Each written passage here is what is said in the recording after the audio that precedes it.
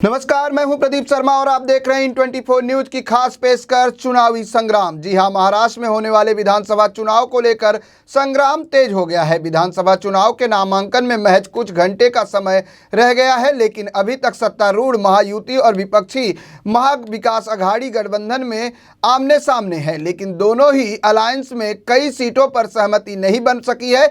MBA ने 29 तो वहीं महायुति ने 53 सीटों पर अब तक उम्मीदवार घोषित नहीं किए हैं। इस बीच एमबीए में सहयोगी समाजवादी पार्टी अलग राह चलती दिख रही है। माना जा रहा है कि दोनों ही अलायंस अपने सहयोगी दलों के साथ सीट बंटवारे के मसले पर उलझ गए हैं और सहमति नहीं बन पाने की वजह से कई अन्य सीटें भी होल्ड पर चली गई हैं। हालांकि संभावना जताई जा रही कि आज दोपहर तक या शाम तक दोनों ही दल अपनी अपनी स्थिति स्पष्ट कर देंगे और सभी उम्मीदवारों के नाम घोषित कर दिए जाएंगे। आपको बता दें कि महाराष्ट्र में 288 विधानसभा सीटों पर चुनाव हो रहे हैं। एक ही फेज में 20 नवंबर को वोटिंग है और 23 नवंबर को नतीजे आएंगे। नामांकन पत्र जमा करने की तारीख 29 अक्टूबर है, यानी मंगलवार दोपहर 3 बजे तक ही उम्मीदवार नॉमिनेशन कर पाएंगे। उसके बाद 30 अक्टूबर को नामांकन पत्रों की जांच होगी।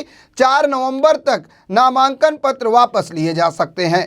महाराष्ट्र में 36 जिले हैं और 9.63 करोड़ मतदाता हैं। 26 नवंबर को यहां विधानसभा का कार्यकाल खत्म हो रहा है। सत्तारूढ़ महायुति अब तक 235 सीटों पर उम्मीदवार उतार चुकी है। बीजेपी ने 2 लिस्ट में 121 सीटों पर उम्मीदवार घोषित किए हैं। एकनाथ शिंदे की शिवसेना ने 2 लिस्ट में 65 उम्मीदवारों के नाम का ऐलान किया है। अजित पवार की एनसीपी ने 3 लिस्ट में 49 सीटों पर उम्मीदवार घोषित किए हैं। महायुति में अभी 53 सीटों पर उम्मीदवार घोषित नहीं हुए हैं। सूत्रों के मुताबिक इस बार बीजेपी 153 से 156 सीटों पर चुनाव लड़ेगी। शिंदे की शिवसेना 78 से 80 सीटों पर उम्मीदवार उतार सकती है, जबकि अजित पवार की एनसीपी के हिस्से में 53 से 55 सीटें आ सकती हैं।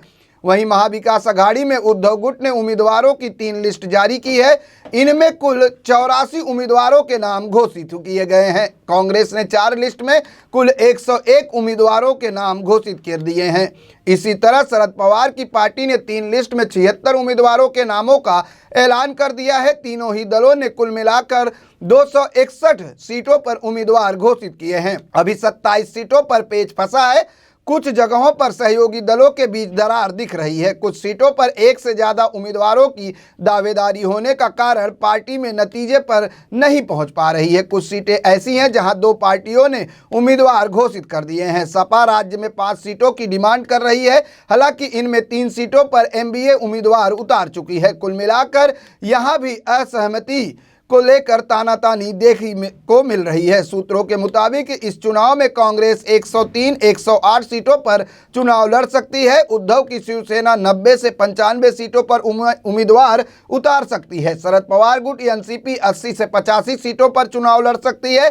इससे पहले तीनों पार्टियों की संयुक्त प्रेस कॉन्फ्रेंस में संजय राउत ने 85-85 का फॉर्मूले पर उम्मीदवार उतारने का ऐलान किया था, जबकि कांग्रेस ने बाला साहब थोराट ने 90-90 सीटों पर उम्मीदवार देने की घोषणा की थी।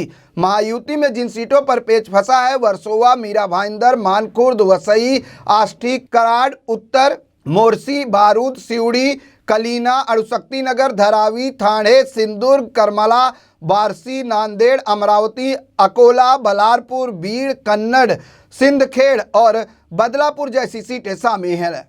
वहीं महाविकास अघाड़ी में जिन सीटों पर पेच फंसा है, उनमें सिंदखेड़ा, सिरपुरा, अकोला पश्चिम, दरियापुर, वरुण, मोरसी, पुसाद, पैठण, बोरीवली, मुलुंड, मलबार हिल, कोलाबा, खेड़, आलंदी, दौड़, मावल, कोथाड़ू, औसा, उमरगा, माढ़ा, वाई, माड़, सतारा, मिराज, खानपुर जैसी सीटों के नाम शामिल हैं। इसके अलावा भिमंडी पूर्व, मानखुर्द, शिवाजी नगर, पेड़, अलीबाग, श्रीवर्धन, कलवण, दहानू जैसी सीटें सहयोगी दलों को दिए जाने पर अंतिम फैसला होना बाकी है। अब देखना यह होगा कि कितना जल्दी दोनों गठबंधन सीट बंटवारे के इस फैसले को सुलझा लेते हैं।